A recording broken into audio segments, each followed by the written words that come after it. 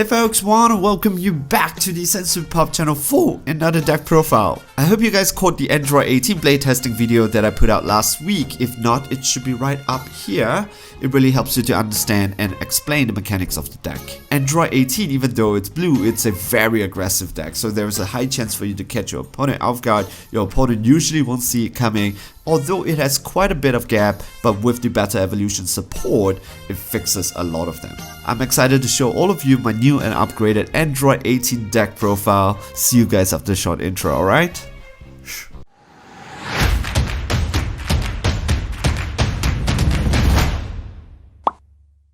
Hey guys, I want to welcome you back from the intro. We will be taking a look today at the Android 18 leader. She's super aggressive. I'm really excited. She's blue, but she's really aggressive. I don't know what's happening here, but it will definitely catch your opponent off guard. Alright, but let's take a look at the leader right now and I'll explain how this deck works. Also, when you place this card in your leader area, you get to choose one Android 21 scheme from your deck and then you activate it. What is Android 21 scheme? We are not going to be touching it now, but a little bit later in the next slide. Activate main once per turn. You choose one clone token from your opponent's battle area, you pop it, and what happens? You get to self-awaken, take one card from your life, add it into your hands, draw a card, choose up to one of your opponent's battle card, one or less, and push it back into their hands. You don't have to, but you can choose to. Alright, when you are 4 or less life, choose to draw 2 cards, flip her over. When she attacks, she gets to draw a card. Activate main once per turn. Choose one clone token in your opponent's battle area, pop it.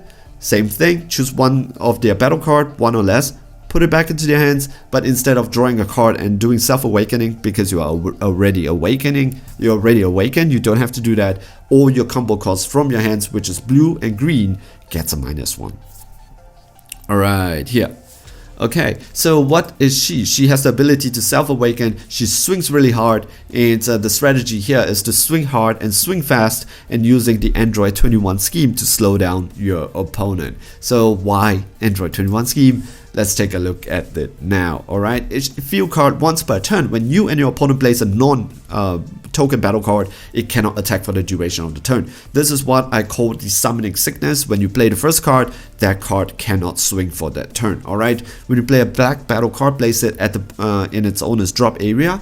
The thing over here is, correct me if I'm wrong, you can still play it, it just doesn't stick on the board, but if you overwhelm something and you get the overwhelm effect. I believe that's the case. If I'm wrong, tell me down in the comment section. Alright, at the start of your opponent's main phase, play 2 clone token with 1k power, with 10k power in your opponent's battle area. They can attack because they are not battle card, they are token, but they cannot be combo off because they have no combo cost. Alright, so your opponent needs to play around this, but you don't. The reason is this deck has the mechanics to play around summoning sickness, and I'm gonna show you how to do it later. So here we go, arrival during your opponent's turn. So what you can do here is you play battle cards during your opponent's turn so that they can swing during your turn, ain't it? That's a good strategy because I have big brain. Alright, the first one is Android 18 Full of Rage. How good is this card? In this deck, it is very, very good. Let me tell you the various ways that you can play with. Play it, right? Arrival blue-green, just for 1 blue energy. When you play this card, you cannot play Android 18 Full of Rage for the duration of the turn. This is very important because it keeps the deck, it keeps this card balanced. If this card doesn't have this, it is a little bit broken. Activate battle, return this card to its owner's hands, choose up to one of your opponent's battle card 4 or less and return it back into their hands. It is activate battle. That means this card, I don't know how, it cannot happen. If that happens to you, you're playing it wrong. It cannot be KO'd in battle, because in any battle that this lady does, all you have to do is to bounce it back into your hands. Swing with her. If your opponent blocks it with something that's revenge, bounce it back into your hands during your battle. Your opponent swings at her and they combo, bounce it back into your hands, and she's safe, right? And you can even use it aggressively. You can arrival during your opponent's turn, so you can swing with her during your turn. After you swing with her, you swing with the leader, and then you can activate battle, bounce this card back into your hands, choose up to one of your opponent's battle card, 4 or less, and bounce it back into your hands. Now you get either a new 1 plus 10k combo, which during your turn, it's actually 0 because of a leader's ability, or you can arrival her back again. Convinced? Really good. So she's really bouncy. She's like boom. You play her, swing, swing, she bounces it back into your hands. If your opponent has to use some magic to take her out, like I mean some skills, right, to take her out. If not, she cannot be KO'd in battle. If she got KO'd in battle, you're doing something seriously wrong.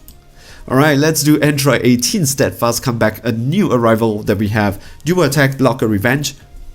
What else do you want? Okay, when your leader card is blue or green, when you play him or combo with him from your hands, 1+5k, but you don't have to. So this is an extra Android 18 super combo.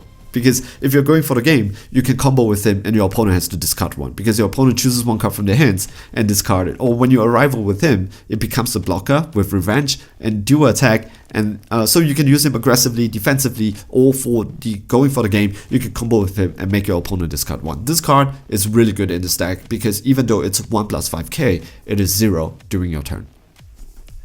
Alright, and we are playing a deck full of aggressive blocker. How can a blocker be aggressive? The first one, we already have it, right? It's Android 16, Steadfast Comeback, Revenge Blocker, Dual Attack. Yeah. And the other one, it's a really good card, Android 18, Let the Battle Begin. It is a 1 energy during your opponent's turn if you have a blue unison card with specified cost 2 or more. Okay, so it is 1 cost. Blocker, play this card. If your opponent counterplay, if the opponent plays something 4 or less, you can bounce it back, not bounce it back into their hands, you put it under their deck, just like that. And then you have a 15k blocker. If it's used during your opponent's turn, it has to because it's a counterplay. During your turn, it doesn't have summoning sickness anymore and you can swing with her. Yeah, if you want to. If not, it's a 15k blocker. And we are playing Destined Krillin. He is a blocker, which is 5k. How can he be aggressive? He is a free play if your leader card is Android 18. So you can play him and you get past Summoning Sickness. So before you arrive at all your stuff to go for the swing, Destined Krillin, get past Summoning Sickness, whatever battle cards you play during your turn can swing after that. And it's a blocker on the board and it helps with the arrival because it's green and 0. Why not? And the other one is Android 21 Scholarly Gambit. I'm using her because she is also a free blocker, because if she's not on the board, pop one of the opponent's battle card, clone token, and you can play her. She is a blocker barrier that helps you to get past Summoning Sickness. Yep. The auto is something that we are not using, by the way, because this deck is not designed to go up to 5 or more energy. Now I'm going to show you another important card in this deck. It's going to be Supreme Technique Krillin. There's a lot of Krillin. This deck is really themed, right? Krillin, Android 18, best couple. Alright, he is a blocker, but during your turn, when you combo with him, he's a 1+5k, but during your turn, it's 0+5k anyways with your leader's ability. When you combo with him on an attacking Android 18 card, you pop one clone token, that card gets double strike. So your any Android 18 card, battle card, leader card, all has the ability to get the extra 5k and double strike just like that. But more than just that, if you combo it with your hand, if you tap 1, you get to play him at the end of the battle as a blocker.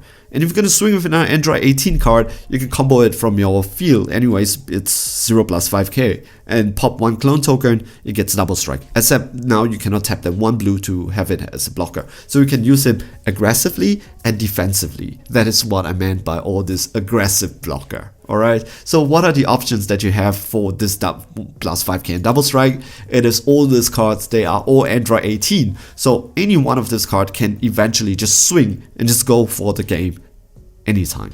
It is a champa ready to happen every single time. So it is very dangerous for your opponent to go down to 2 life in this deck.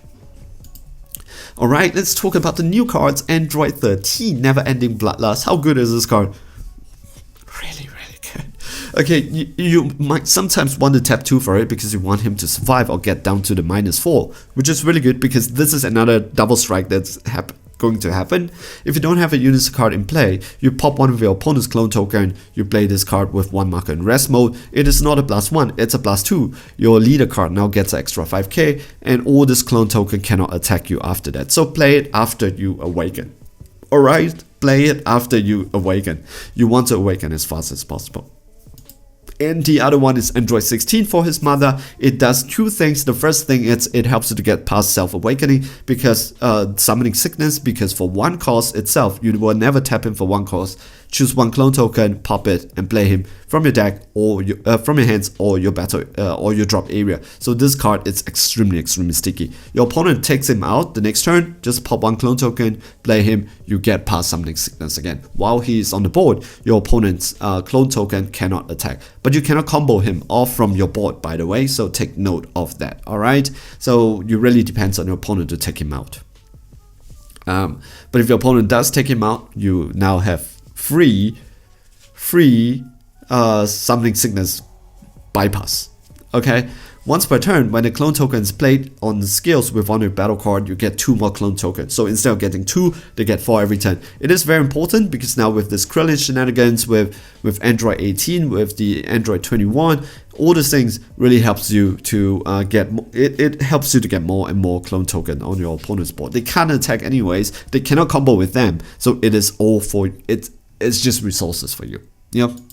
Alright, so here is the deck profile. I hope you like it. Let me summarize what is the deck all about, okay? The first one is you swing hard, you swing fast while using Scheme to slow your opponents down because your opponent cannot attack with their first battle card. Their deck is not equipped to deal with that, but yours is by using a lot of arrivals and lots of free to play to get around all the Summoning Sickness. Your blocker, your Krillin, your Android 21 blocker, your Android 16 for his mother, all these things helps you to get around this. If not, all your arrivals can come in defensively during your opponent's turn just to use it. Alright, I want to highlight this Android 16 Steadfast Comeback. It's a really good card though, because when you combo with him just to go for the game, your opponent has to discard one. That's just incredible.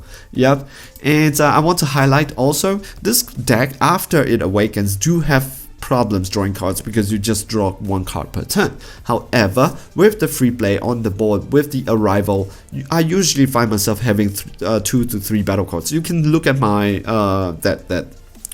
the gameplay. You can see that there is like 2, 3, 4 battle cards on the board, and what I usually do is that Energetic Frenzy Kevlar. This saved the game because this is just so amazing. It helps with 2 things. It helps to swing hard, 25k actually, but you are not going to swing.